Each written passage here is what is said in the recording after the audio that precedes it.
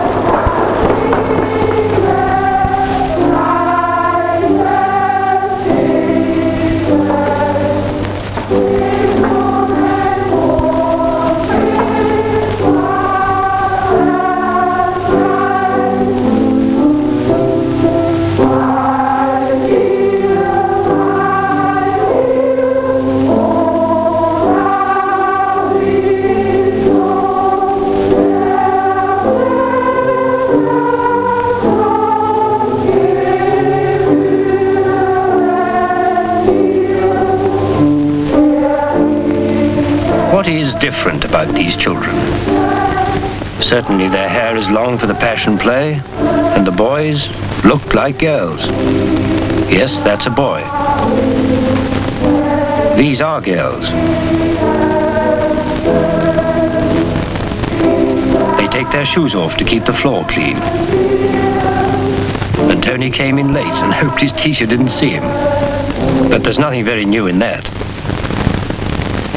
These children, as a result of the village Passion Play, probably know their Bible story better than any children in the world. For them, the apostles are warm-blooded, living men and women, fathers and uncles, neighbors and friends. Take Peter, the fisherman from the Sea of Galilee. In Oberammergau, he's the village blacksmith. He first appeared in the Passion Play at the age of 4 and has played a leading part ever since. So it is that each child grows up with an intimate knowledge of the gospel and the ambition to be an actor in the play.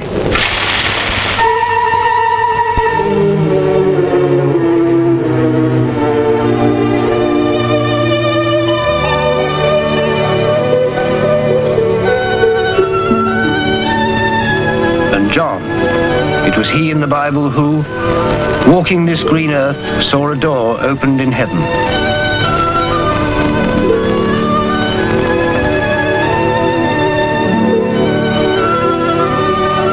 He was the thinker, the dreamer, the most beloved of all the 12 apostles. In Oberammergau, he's Martin Margot, a young farmer who was badly disabled in the last war and who has since shown great promise in the play. It was over 300 years ago, when the plague was sweeping Europe, that the ancestors of these villagers vowed that if they were spared the dread disease, they would perform a passion play every 10th year in Thanksgiving. Their prayers were answered, and, save for the intervention of 2 world wars, they have kept their vows ever since. The production and training of the huge cast lies in the hands of Georg Lang. With him is Annas, the high priest, and the captain in charge of the crucifixion. There are no professional actors. Caiaphas is a chef. Joseph, the rich man of Arimathea, a shopkeeper. Like the rest of the cast of 1200, they will get no pay for their arduous performances. So, all must do other work. That is why Herod runs a boarding house. And he keeps bees as a hobby.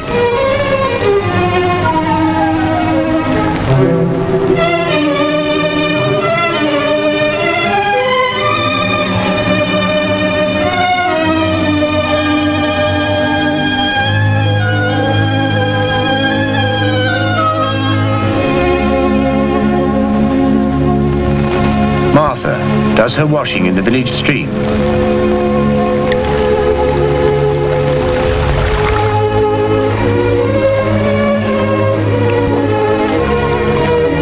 And the rabbi earns a living as a guide.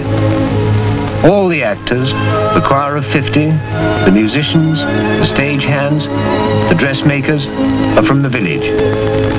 There is no outside help or influence. Even the robes are made by hand. This of Pontius Pilate, the proud Roman, played by Melchior Breitsamter.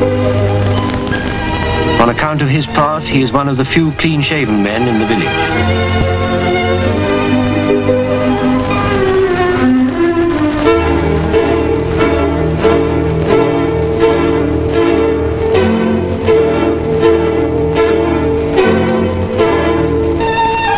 This is Mary's robe. Mary, the handmaid of the Lord, played by Annemie Meyer.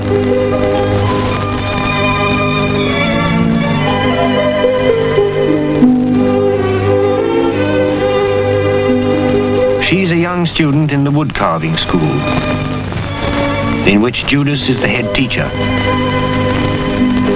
Between the years of the play, wood carving is one of the chief means of livelihood. The students attend a 4-year course, at the end of which they can qualify for further study at the Munich Art Academy. The subjects are mostly biblical. The first-year student starts with simple outlines, such as a bowl. The second has progressed to a figure. The third begins to show the delicacy of finished work. Their aim is to become a master carver like Hans Lang, to have their own workshops and sell their models throughout the world.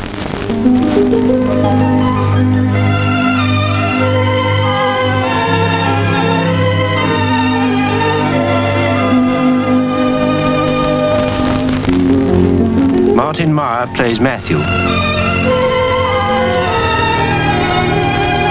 The simple piece of wood comes to life, as with quick, sure strokes he outlines the graceful figure. Willy Wehrling has his own shop. He is working here on a minute scene of the Last Supper.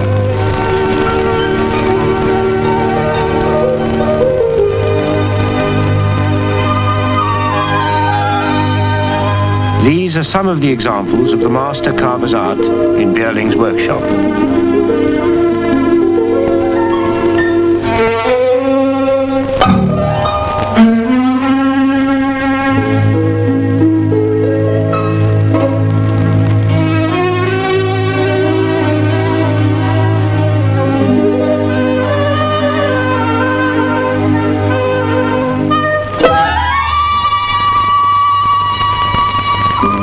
But whatever their daily work, whether they are wood carvers or painters of lovely murals, or just humble peasants. It is the Passion Play that is the center of their whole existence. The first plays took place in the church until they became so popular that a stage was built in a nearby meadow. This was all right as long as the weather remained fine and warm. But by now, thousands upon thousands of all creeds and nations were coming to this small village.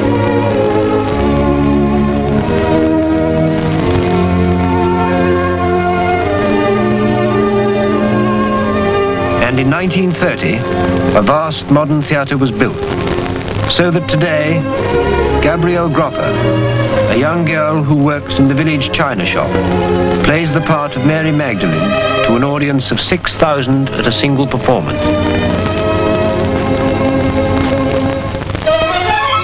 In this theatre, upon a stage open to the sky and in a setting of undulating hills, a dramatic story unfolds. The chorus sing the prologue, and the shafts of sunlight that take the place of artificial lighting fall where they will.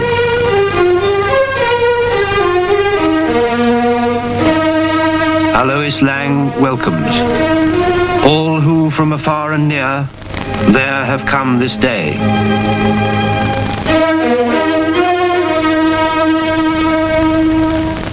It is the entry into Jerusalem.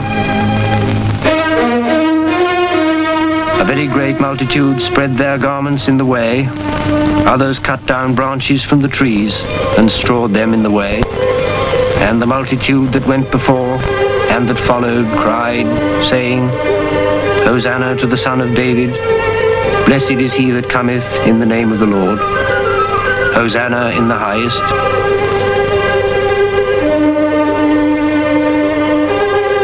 And when he was come into Jerusalem, all the city was moved, saying, Who is this? And the multitude said, This is Jesus, the prophet of Nazareth of Galilee.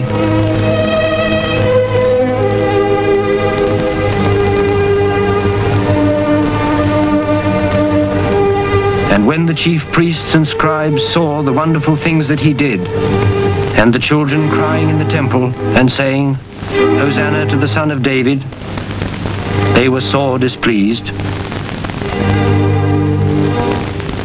Jesus said unto them, It is written, My house shall be called the house of prayer, and ye have made it a den of thieves. He overthrew the tables of the money changers, and the seats of them that sold doves.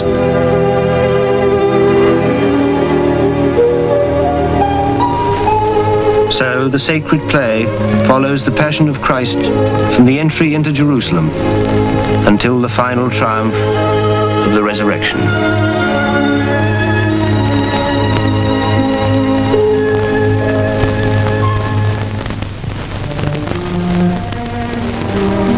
To act this leading role without giving offense, to give it dramatic force and yet at times deep humility, and to have the necessary physical endurance would seem to demand too much of any man brought up in a remote mountain village. And yet Anton Preisinger, the innkeeper, now portrays the part with as fine an interpretation as any of his predecessors. No small community has ever devoted itself so steadfastly to one ideal. The performance of a play whose message is there for the whole world to see and profit by. The story of the greatest sacrifice known